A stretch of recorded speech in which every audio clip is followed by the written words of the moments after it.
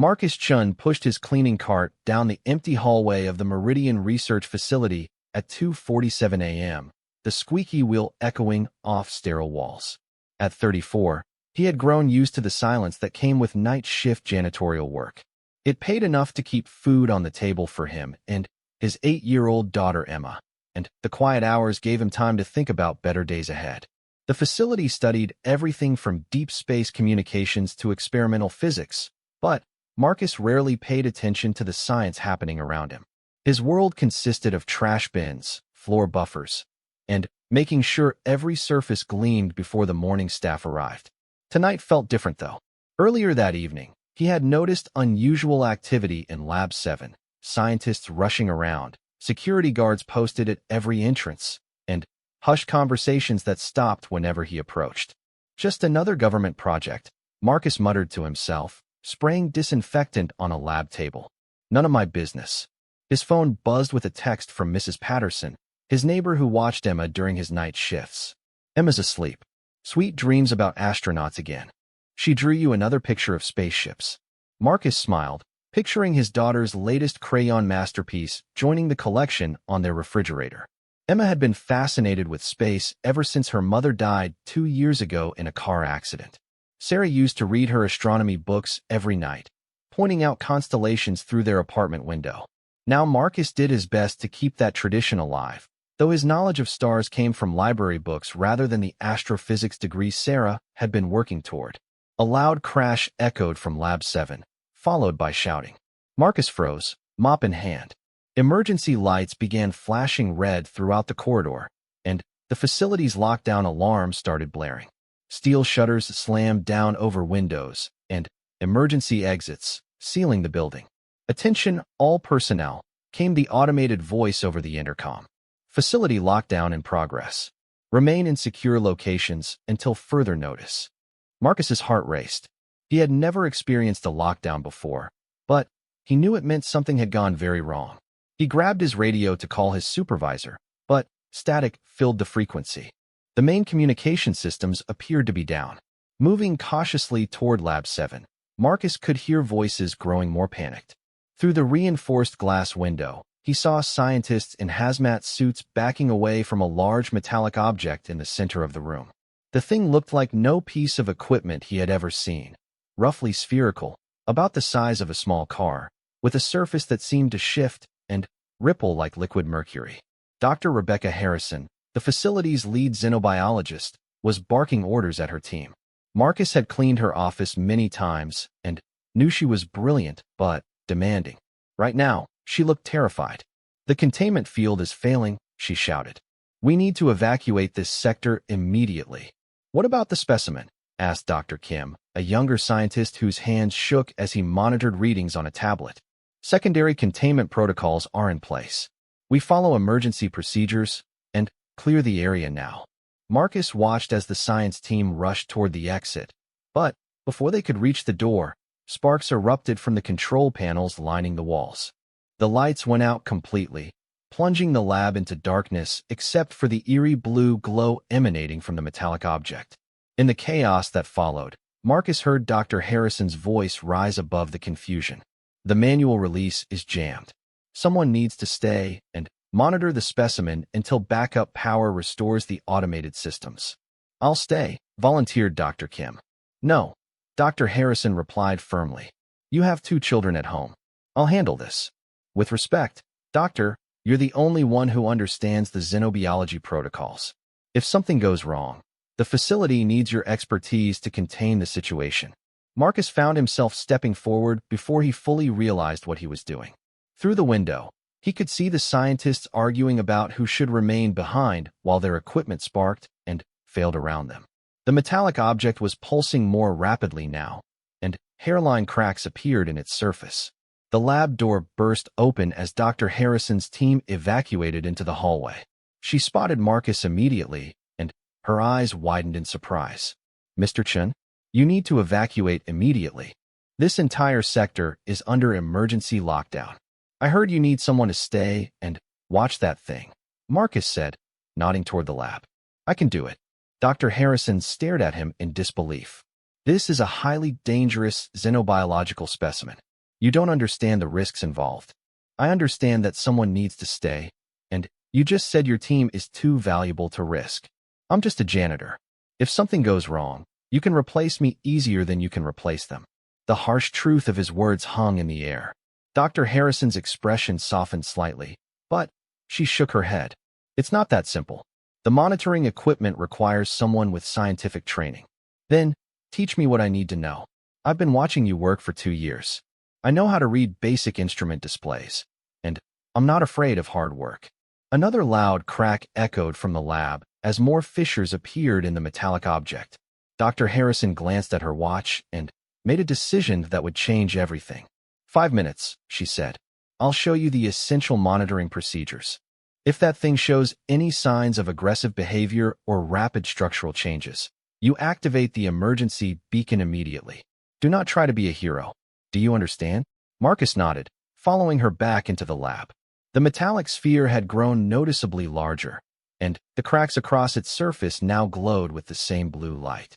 Dr. Harrison quickly explained the monitoring station, temperature readings, structural integrity sensors, and the large red button that would signal for immediate military intervention. "The specimen appears to be some kind of escape pod or transport vessel," she explained rapidly. "We recovered it from a crash site in Nevada 3 days ago. It's been inert until now, but something has triggered what we believe is an awakening sequence." "Awakening sequence for what?" Marcus asked. Dr. Harrison met his eyes gravely. "We don't know, but preliminary scans suggest there's something alive inside." The facility's backup generator kicked in, providing minimal lighting to the lab. Dr. Harrison's team was already evacuating to the secure bunker 3 levels underground. She handed Marcus a communication device and headed for the door. Marcus had been alone with the alien pod for 47 minutes when it finally opened. The metallic sphere split along lines he hadn't noticed before, unfolding like a complex flower made of living metal. Steam hissed from the opening seams, carrying a scent that reminded Marcus of ozone after a thunderstorm mixed with something sweet he couldn't identify. The blue glow intensified, forcing him to squint as he leaned forward in his chair. What emerged was not what he expected. The creature was roughly humanoid, but stood only about 4 feet tall. Its skin had a translucent quality, showing faint patterns of light moving beneath the surface like bioluminescent veins. It had 4 arms, each ending in delicate hands with 6 fingers, and its head was larger in proportion to its body than a human's would be. Most striking were its eyes, large, silver-colored, and filled with what Marcus could only describe as exhaustion. The being stepped unsteadily from its vessel, stumbled, and collapsed onto the lab floor. Marcus's first instinct was to help, but Dr. Harrison's warnings echoed in his mind. This could be dangerous. It could be diseased. It could be hostile. He should activate the emergency beacon and let the experts handle first contact. Instead, he found himself moving slowly toward the fallen creature, hands raised in what he hoped was a universal gesture of peace. The alien looked up at him with those silver eyes, and Marcus saw something he recognized immediately, the look of a parent in distress. The creature made a sound, soft and musical, almost like singing. It tried to stand again, but couldn't manage it. Marcus noticed what looked like injuries along its side, dark patches where the translucent skin appeared damaged. Without thinking, he knelt down beside it, maintaining what he hoped was a safe distance. "Hey there," Marcus said softly, using the same gentle tone he used when Emma had nightmares. "It's okay. You're safe now."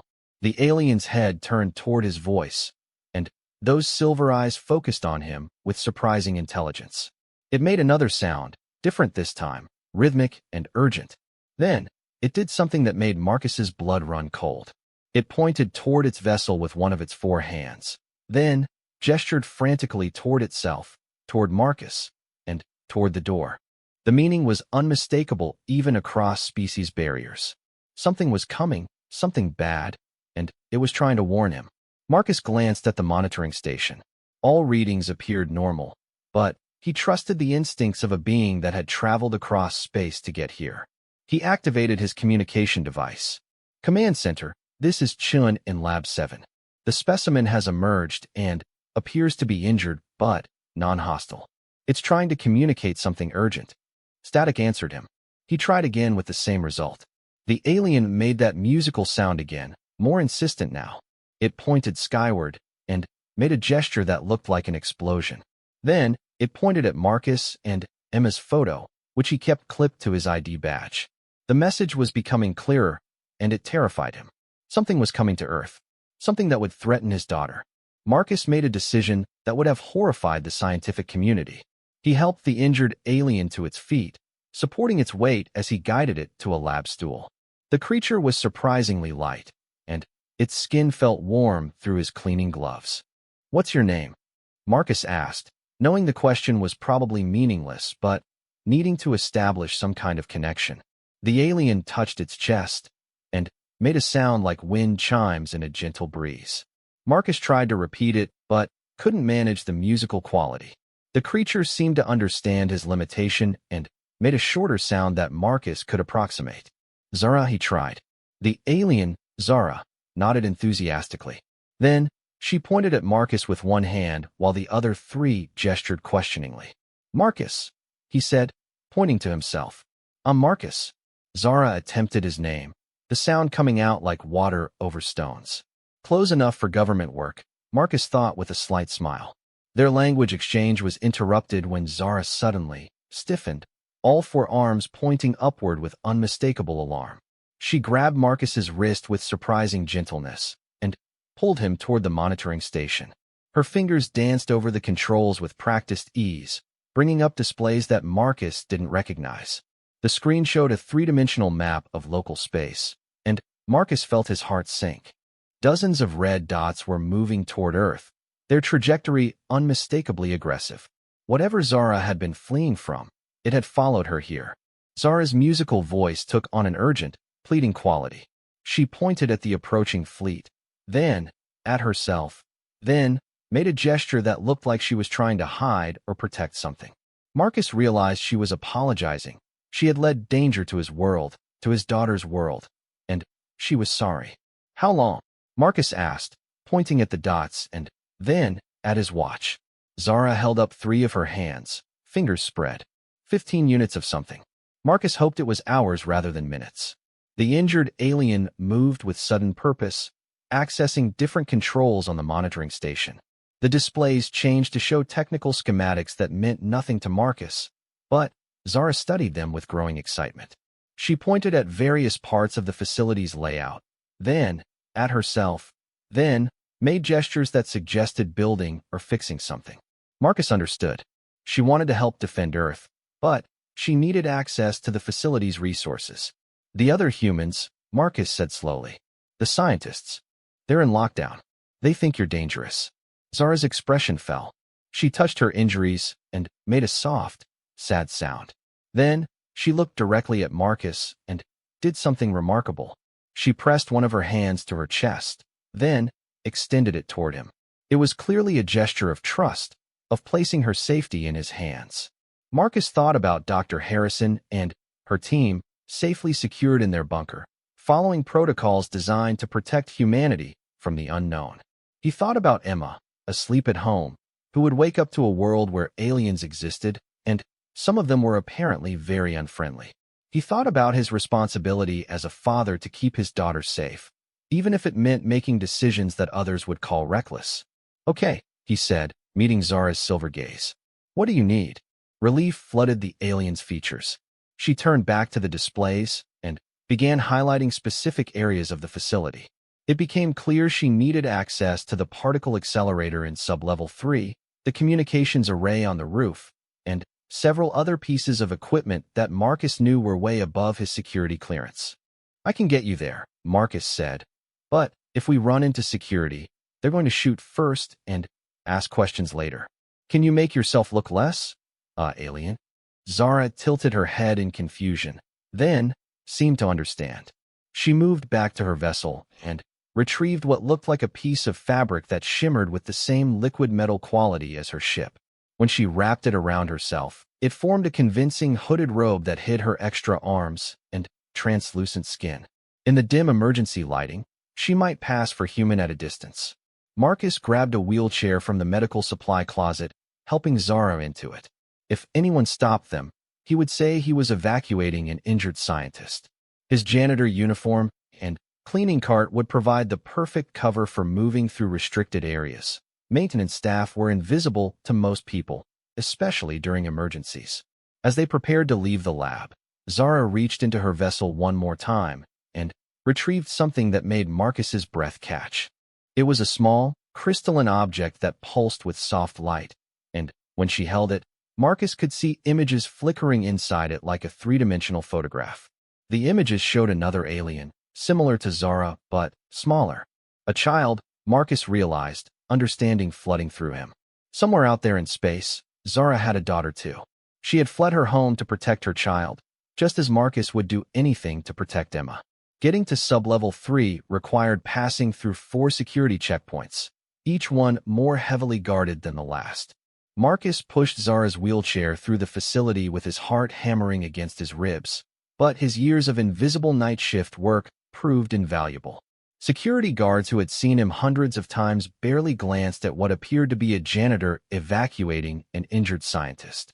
Medical emergency, Marcus explained to the first checkpoint guard, gesturing at Zara's hunched figure beneath the shimmering robe.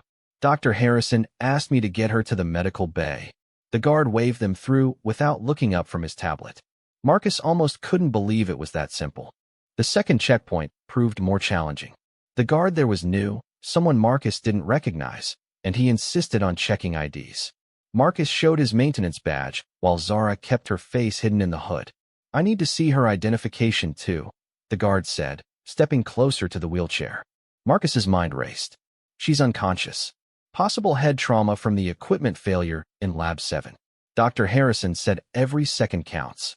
The guard hesitated, clearly torn between following protocol and potentially interfering with medical care. Zara made a soft, pained sound that was perfectly timed, and the guard stepped back. "Go ahead, but get her to medical fast." By the third checkpoint, word of the injured scientist had spread ahead of them.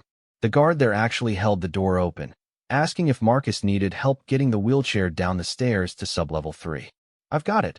Thanks," Marcus replied, maneuvering Zara carefully down the concrete steps. The particle accelerator facility was located deep underground, both for safety reasons and to minimize interference from cosmic radiation. As they descended, Marcus could feel the weight of Earth and concrete above them, like being buried alive. Sub-level 3 was a maze of tunnels and technical equipment that hummed with barely contained energy. Marcus had only cleaned down here a few times, always under strict supervision. The particle accelerator itself was a massive ring that stretched through multiple chambers, designed for experiments that pushed the boundaries of physics. Zara threw back her hood as soon as they were alone, her silver eyes scanning the complex machinery around them. She made excited musical sounds and pointed toward a specific section of the accelerator complex. "That one?" Marcus asked, pushing the wheelchair in the direction she indicated. They entered a chamber filled with control panels and monitoring equipment that looked like something from a science fiction movie. Zara practically leaped from the wheelchair, her injuries apparently forgotten in her excitement. She moved to the main control console and began activating systems with the confidence of someone who understood the technology better than its creators. Marcus watched in amazement as displays came to life showing energy patterns and particle streams he couldn't begin to comprehend. Zara worked with all 4 hands simultaneously, adjusting controls and monitoring readouts with incredible speed and precision. "You've done this before," Marcus observed. Zara paused in her work and nodded. She gestured at herself, then at the equipment, then made a motion that suggested teaching or learning. Marcus realized she was some kind of scientist or engineer herself. No wonder she had known exactly what equipment she needed access to. The main display showed a 3-dimensional representation of the approaching alien fleet. There were more ships now, and they were moving faster than before. Marcus checked his watch. They had been working for 3 hours, which meant less than 12 hours remained before the invasion arrived. Zara made an urgent sound and pointed at a new reading on her displays. Something had changed, and whatever it was clearly worried her. She moved to a different control panel and began inputting what looked like complex calculations. "What is it?" Marcus asked. though he knew she couldn't explain in words he would understand. Instead, Zara pulled out the crystalline device that contained images of her daughter. She activated it, and three-dimensional pictures flickered in the air above the crystal. Marcus saw a world with two suns and purple skies, filled with beings like Zara living in beautiful cities that seemed to grow from the landscape itself. Then, the images changed, showing the same world under attack. Dark ships filled the skies, and the beautiful cities burned. Marcus watched in horror as beings like Zara fled in every direction, some escaping in vessels like the one in Lab 7, others not making it out alive. Zara touched her chest and made a sound of deep sadness. She pointed at the crystal, then at herself, then made a gesture that clearly meant gone or lost. Her world was destroyed. Her people were scattered across the galaxy, refugees fleeing an enemy that showed no mercy. The hunters, Marcus said, understanding flooding through him. They're not just chasing you. They're hunting all of your people. Zara nodded gravely. She showed him more images, other worlds, other species that had been conquered or destroyed by the same dark fleet now approaching Earth. The hunters weren't just invaders. They were a plague that consumed everything in their path. But then, Zara showed him something else. Hidden in her memories were images of weapons, of technology that could fight back. Her people hadn't gone down without a fight, and they had developed defenses that could stop the hunters. The problem was that each world faced the enemy alone, unprepared and outgunned. You want to give Earth a fighting chance, Marcus realized. Zara gestured enthusiastically, then returned to her work on the particle accelerator. The readings she was generating began to make sense to Marcus in a general way. She was creating some kind of signal, a beacon that would transmit across space faster than any known communication method. "You're calling for help," he said. Zara nodded and showed him one final image from her crystal. It depicted ships like hers, but larger and better armed, coming to the aid of a world under attack. The surviving members of her species had formed a resistance movement, moving from world to help other civilizations fight off the hunters. But they needed to know where to come, and they needed advance warning to arrive in time. The particle accelerator hummed to life with a sound that Marcus felt in his bones. Zara's beacon was almost ready, but according to the displays, it would take another 6 hours to charge to full power. The hunters would arrive before the signal could be sent. Marcus was about to point this out when alarms began blaring throughout the facility. Red lights flashed, and the automated voice filled the underground chamber. Unauthorized access detected in sublevel 3. Security teams respond immediately. "Damn," Marcus muttered. Someone had finally noticed their presence, probably when Zara activated the particle accelerator without proper authorization. Heavy footsteps echoed in the corridor outside, accompanied by radio chatter and the sound of weapons being readied. Marcus looked at Zara's terrified expression and made another decision that would have horrified anyone with common sense. "Keep working," he told her. "I'll handle this." Marcus stepped into the corridor just as a security team rounded the corner, assault rifles raised and ready.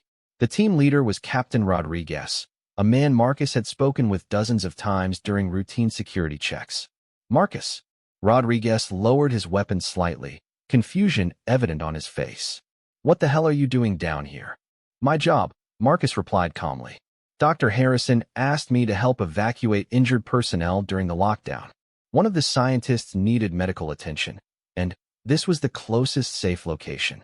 "Bullshit," said one of the other guards. "The particle accelerator is running. Nobody authorized that." Rodriguez studied Marcus's face carefully. They had known each other for 2 years, and Marcus had always been reliable, honest, and completely unremarkable. The captain was clearly struggling to reconcile the man he knew with the current situation. "Where's the injured scientist?" Rodriguez asked. Marcus gestured toward the chamber where Zara was working. "Unconscious. Possible head trauma.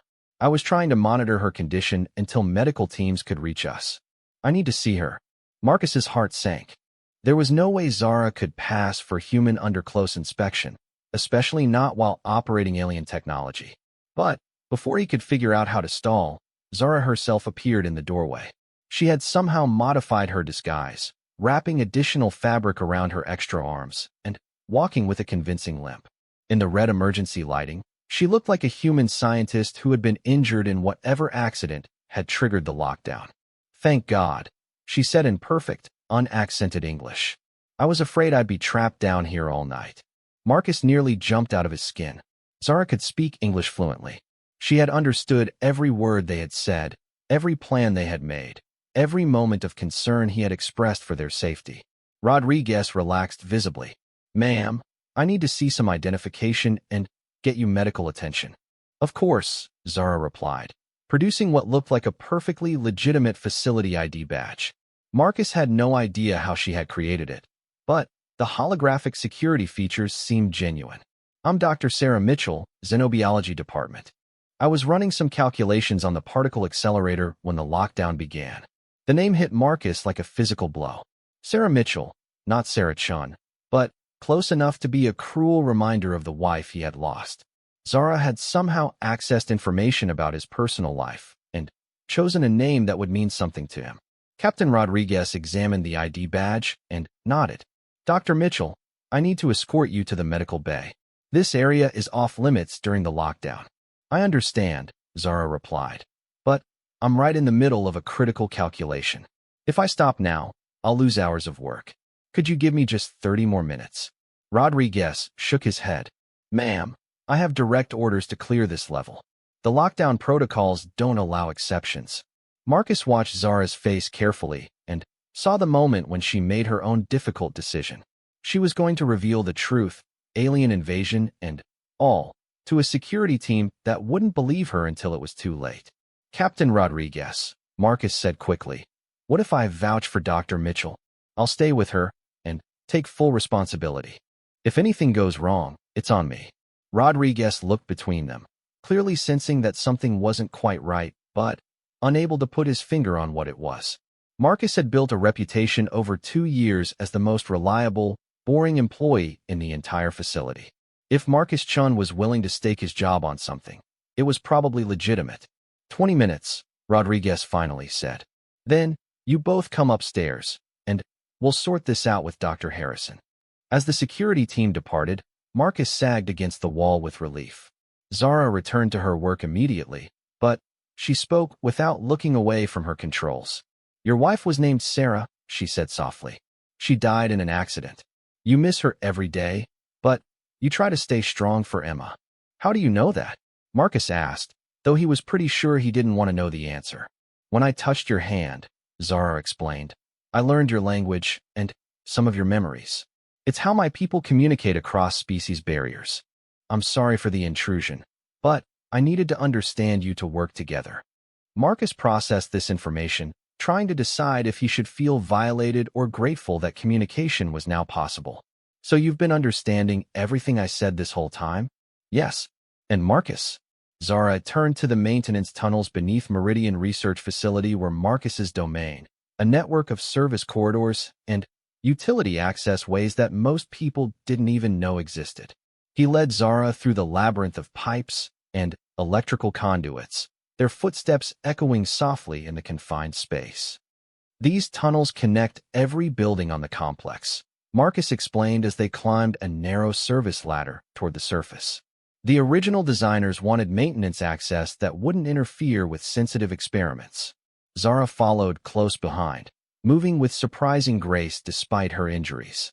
"Your species is more thoughtful than mine gave you credit for," she said. "We thought humans were too primitive to be worth saving." Marcus paused on the ladder. "And now I understand that intelligence isn't just about technology. You've shown more courage and compassion in one night than most civilizations display in centuries." They emerged through a concealed hatch into the building's main structure, just 3 floors below the roof access. Marcus checked his watch. They had been underground for 40 minutes, which meant Captain Rodriguez would be looking for them soon. The communication array was housed in a heavily secured facility on the building's roof, protected by multiple layers of electronic locks and motion sensors. Under normal circumstances, gaining access would be impossible for someone with Marcus's security clearance. But these weren't normal circumstances, and Marcus had learned a few things about the facility's security systems during his 2 years of night shift work. Every Tuesday at 3 a.m., The system runs a diagnostic cycle, Marcus explained as they climbed the service stairs toward the roof. For about 15 minutes, the motion sensors go offline while the computers check all the connections. If we time this right, we can get onto the roof without triggering any alarms. And if we time it wrong? Zara asked. Then, we'll have security teams shooting at us while you try to save the world. They reached the roof access door at exactly 2:58 a.m. Marcus watched the security panel, waiting for the diagnostic cycle to begin. At 3 a.m. sharp, the motion sensor indicators went dark. Now, Marcus whispered, pushing open the door. The Meridian Research Facility's roof was a maze of satellite dishes, radio telescopes, and communication arrays pointed at the sky. The main array Zara needed was a massive dish positioned at the center of the complex, surrounded by secondary equipment that hummed with constant activity. Zara moved immediately to the control station, her four hands dancing over instruments that looked more familiar to her than the particle accelerator had. Marcus kept watch for security patrols while she worked, but the roof was deserted except for the automated systems monitoring signals from around the world. "What exactly are you doing up here?" Marcus asked, though he tried to keep his voice low. "The beacon I sent from the particle accelerator will reach my people, but it will take time for them to organize a response," Zara explained while adjusting the array's configuration. "This equipment will let me tap into Earth's early warning systems. If I can integrate our technology with your detection methods, we might be able to give your military enough advance notice to mount some kind of defense." Marcus thought about that. Our military doesn't know aliens exist. They're going to think it's an elaborate hoax or a foreign attack. Then, we'll have to convince them otherwise. Zara activated a new sequence on the control panel. "I'm uploading technical data about the hunter ships, their weapons, their tactics, their weaknesses. Your scientists will recognize that no human technology could have produced this information." The communication array rotated with mechanical precision, aligning itself with coordinates that Zara input from memory. Marcus watched as data streams began flowing across the displays, information that looked both impossibly complex and strangely familiar. "The hunters aren't invincible," Zara continued. "They've conquered so many worlds because they rely on surprise and overwhelming force. But they're not adapted for fighting an enemy that knows they're coming." "What kind of weaknesses are we talking about?" Marcus asked. Zara paused in her work to show him a three-dimensional display of the hunter ships. "Their armor is designed to deflect energy weapons, but it's vulnerable to kinetic impacts at high velocity. Your military's railgun projects could be modified to penetrate their hulls. And their ships generate powerful electromagnetic fields that interfere with electronics. But those same fields can be disrupted by coordinated nuclear detonations at specific distances." Marcus stared at the information streaming across the displays. "You're giving us a blueprint for fighting back." "I'm giving Earth a chance," Zara corrected. "What you do with it depends on how quickly your people can adapt." The diagnostic cycle ended, and motion sensors throughout the facility came back online. Marcus knew they had only minutes before security sweeps would detect their presence on the roof. "Almost finished," Zara said, monitoring the data upload progress. "I'm sending everything to your military's early warning systems, your space agencies, and your major research institutions. Even if some think it's a hoax, enough will take it seriously to begin preparations." "How much time do we have before they arrive?"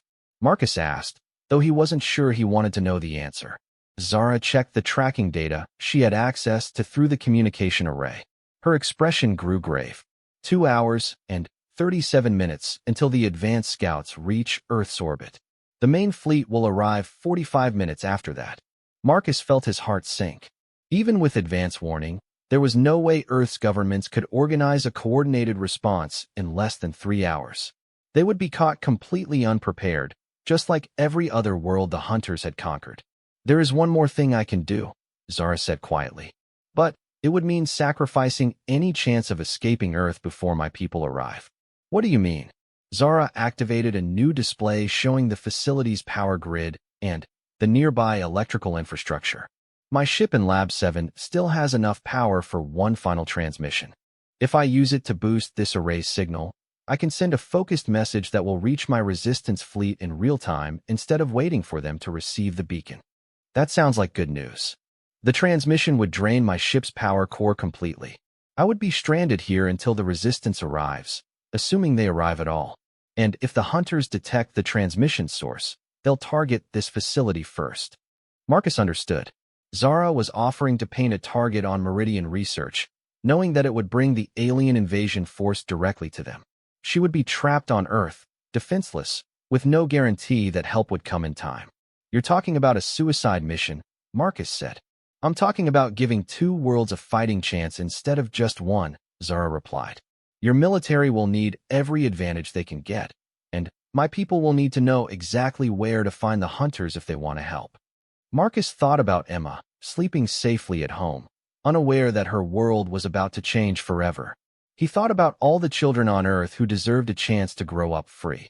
And he thought about Zara's daughter, somewhere among the stars, waiting for her mother to keep her safe. Do it, he said. Zara's silver eyes widened with surprise. You understand what this means? The hunters will come here first. This facility, everyone in it, will be in immediate danger. Everyone on Earth is already in danger, Marcus pointed out. At least this way, we're fighting back. Motion detectors began chiming throughout the facility as their presence on the roof was finally detected. Security teams would be mobilizing immediately, and Marcus knew they had only minutes before armed guards surrounded them. The transmission will take 18 minutes, Zara said, beginning the final sequence. Can you get us back to Lab 7 without being captured? Marcus looked at the service access hatch they had used to reach the roof, then at the security cameras that were now tracking their every movement. Getting back to Lab 7 undetected was impossible, but getting there in time to complete the transmission might still be feasible. Not without being seen, Marcus admitted. But maybe I can buy us enough time. He pulled out his facility radio and switched to the main security frequency. Captain Rodriguez, this is Marcus Chun on the roof. I need to report a security breach. Rodriguez's voice crackled back immediately. Marcus?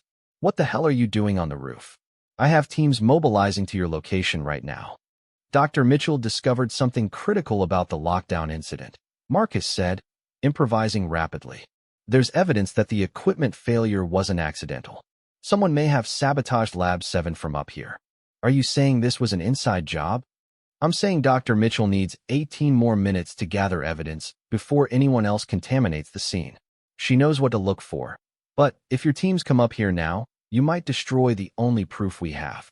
There was a long pause while Rodriguez considered this. Marcus held his breath, knowing that everything depended on the next few seconds. 15 minutes, Rodriguez finally said. Then, we're coming up whether you're finished or not. Marcus looked at Zara, who had been listening to the entire exchange while continuing her work on the communication array. 15 minutes, he said. Zara's hands moved faster over the controls as she initiated the power transfer from her ship to the array. It'll be enough. Marcus, when this is over, when the hunters arrive, you need to get as far from this facility as possible. Take your daughter and run. What about you? I'll be here, making sure the transmission reaches its destination. Zara met his eyes with an expression of calm determination. It's what a parent does. We protect our children, even when it costs us everything. Marcus thought about Sarah, about the risks she would have taken to keep Emma safe. He thought about the scared little girl at home who drew pictures of spaceships and dreamed of astronauts. And he made a decision that felt both terrifying and completely right. No, he said. We protect our children together. When those hunters arrive, they're going to find more than just a stranded refugee. They're going to find 2 parents who refuse to give up. Zara stared at him in amazement. The hunters arrived precisely when Zara's calculations predicted they would. Marcus was in Lab 7 with her when the first ships appeared on Earth's detection systems, their massive forms blocking out stars as they entered the planet's atmosphere. The transmission to Zara's resistance fleet had completed successfully, but there was no way to know if help would arrive in time. Through the lab's reinforced windows, Marcus could see military jets scrambling from nearby air bases, their contrails streaking across the dawn sky. The early warning data Zara had provided was already making a difference. Instead of being caught completely off guard, Earth's defenses were mobilizing with unprecedented speed and coordination. Your people learn fast, Zara observed, monitoring communication frequencies on the lab's equipment. They've already begun implementing some of the tactical modifications I suggested.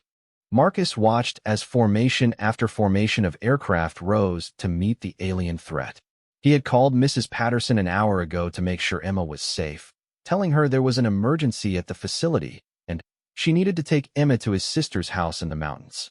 Emma was safely away from the city now, but Marcus couldn't shake the image of his daughter's face when she learned her daddy wasn't coming home. The hunters are targeting major population centers first, Zara reported, tracking the enemy fleet's movements. It's their standard strategy, cause maximum panic and disruption before beginning systematic occupation.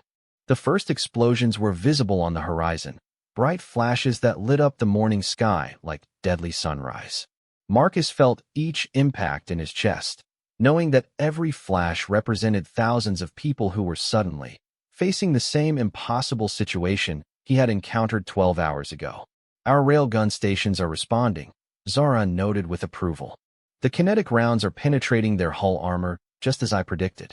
Your military is adapting faster than any species I've encountered. Despite her encouraging words, Marcus could see that Earth's forces were being overwhelmed. The hunter ships were massive, each one capable of devastating entire cities, and there were dozens of them. Humanity was fighting with courage and ingenuity, but it might not be enough.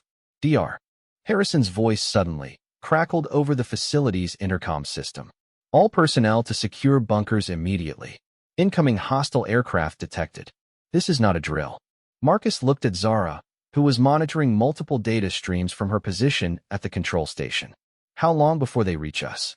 17 minutes, Zara replied. The facility's defensive systems won't stop them, but they might buy us a few extra minutes. Marcus activated his radio to contact Emma one more time, but he got only static. Communication systems around the world were being jammed by the hunter ships as they established control over major population centers. He had to trust that his daughter was safe with his sister, far from the cities where the worst fighting was concentrated. Marcus, Zara said softly, her silver eyes reflecting the light from her displays. You should evacuate with the others. Go to your daughter. There's nothing more you can do here. There's nothing more I can do anywhere else either, Marcus replied. Emma's safe, and you saved both our worlds tonight. If this is where it ends, then this is where I want to be. Zara touched his hand with one of hers, the gesture as natural as breathing despite the vast differences between their species. I never expected to find such courage in a janitor. Marcus smiled wryly. I never expected to save the world before my morning coffee break. The facility shook as the first hunter ship descended toward Meridian Research. Through the windows, Marcus could see the massive vessel's dark hull blotting out the sky, its weapons systems charging with ominous energy. The aliens had traced Zara's transmission to its source, just as she had predicted they would. They're jamming our communication arrays, Zara reported. I can't maintain contact with Earth's defense forces. But before Marcus could respond, new signals began appearing on Zara's displays. Ships were approaching Earth from deep space, their configuration unlike anything in the hunter fleet. Zara let out a musical sound of pure joy. The Resistance, she breathed. They received the transmission. They're here. Through the lab windows, Marcus watched as sleek vessels materialized in Earth's atmosphere, their hulls gleaming like liquid starlight. The ships moved with impossible grace, weaving between hunter vessels and striking with precision that turned the massive alien warships into expanding clouds of debris. How many? Marcus asked. 57 ships, Zara replied, tears streaming down her translucent cheeks. It's the entire Resistance fleet. They've committed everything to this battle. The fight for Earth raged across the sky as two alien civilizations clashed in humanity's atmosphere. The hunters had expected to face primitive humans with crude weapons, but instead they found themselves caught between Earth's surprisingly effective defenses and the fury of the alien refugees they had been hunting across the galaxy. Marcus watched as human and alien ships fought side by side, sharing targeting data and coordinating attacks through the communication networks Zara had established. It was the first time in galactic history that two species had successfully combined their military capabilities against a common enemy. The hunters are retreating, Zara announced as the last enemy ships vanished into the darkness of space. The survivors are fleeing to deep space. Earth is safe. The facility stopped shaking as the immediate threat passed. But Marcus knew the world would never be the same. Humanity had been introduced to a galaxy full of civilizations, both friendly and hostile, and there was no going back to the isolation they had known before. What happens now? Marcus asked. Now we rebuild, Zara replied. Your people and mine working together. The hunters are defeated here, but there's still a threat to other worlds. This was just the beginning. Dr. Harrison's voice came over the intercom again, this time filled with amazement rather than fear. All personnel report to designated assembly areas. We have visitors who wish to establish formal contact. Marcus looked at Zara, realizing that their extraordinary partnership was about to become ordinary diplomatic relations between their species. The single father and the alien refugee who had saved two worlds together would soon be separated by protocols and procedures designed to manage first contact between civilizations. Will I see you again? He asked. Zara activated her crystal device one more time, showing him new images. Marcus saw a beautiful world with two suns, cities that grew like living things from the landscape, and people like Zara living in harmony with their environment. But he also saw construction sites where humans and aliens worked together, building ships that combined the best technology from both species. The Resistance needs a new base of operations, Zara explained. Somewhere safe, with people who understand what it means to fight for something greater than themselves. I think Earth would be perfect. Marcus smiled, picturing Emma growing up in a world where aliens were neighbors rather than threats, where the stars held infinite possibilities instead of unknown dangers. It was exactly the future Sarah would have wanted for their daughter. I'll need to learn a lot more than basic alien technology if I'm going to help with that, Marcus said. The Meridian Research Facility is about to become the most important installation on Earth, Zara replied. They'll need a head of maintenance who understands both human and alien systems. Someone with experience in first contact situations. Someone who knows how to fix things when they break down. Someone who knows how to bring people together when everything seems impossible. 3 hours later, Marcus stood on the facility's roof watching as alien ships landed in the surrounding fields, their occupants emerging to begin the most important diplomatic negotiations in human history. Representatives from dozens of species that had survived hunter attacks were coming to Earth to establish a new alliance, and humanity would be at its center. Marcus's radio buzzed with a message from his sister. Emma was safe, and she wanted to know if she could come home to see the spaceships. Marcus smiled, knowing that his daughter's drawings of astronauts and aliens would soon be replaced by photographs of the real thing. Zara joined him on the roof, her crystalline device showing new images of her daughter among the arriving refugees.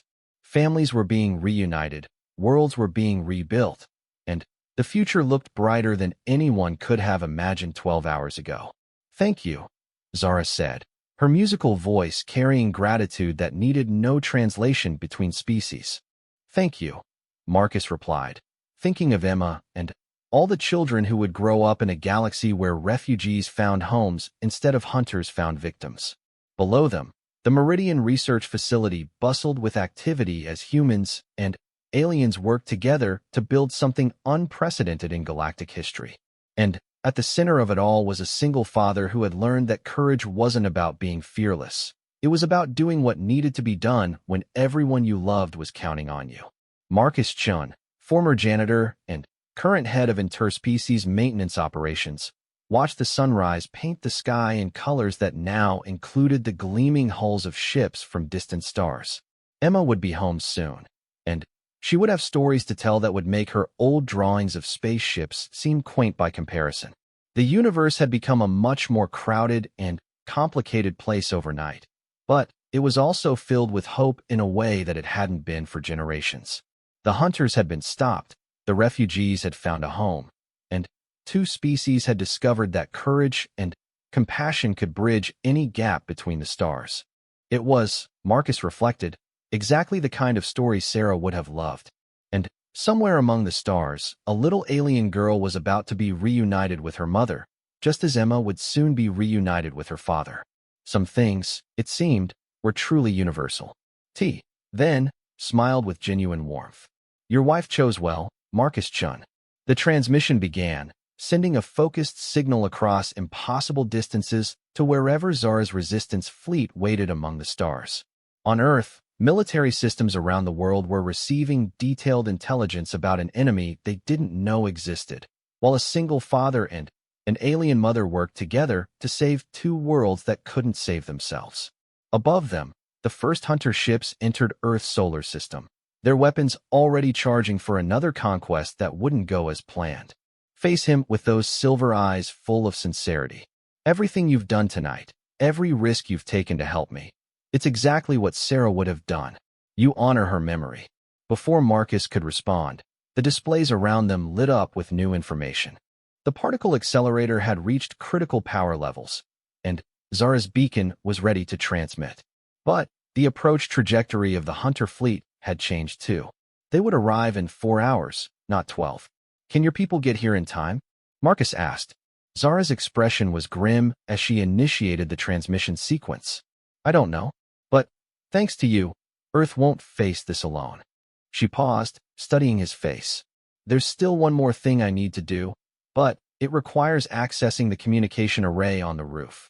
If we're caught up there, we won't be, Marcus said with more confidence than he felt. I've been cleaning this place for 2 years. I know every service tunnel and maintenance access in the building. Zara smiled, an expression that was both alien and completely human.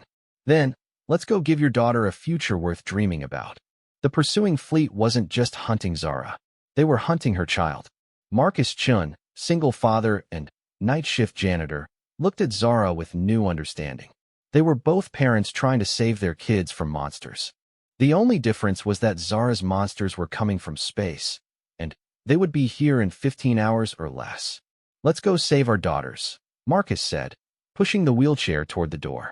Zara reached up and squeezed his hand with one of hers, a gesture that needed no translation across the vast distances between worlds.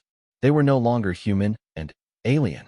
They were just two parents facing the unknown together, armed with nothing but determination and love for their children.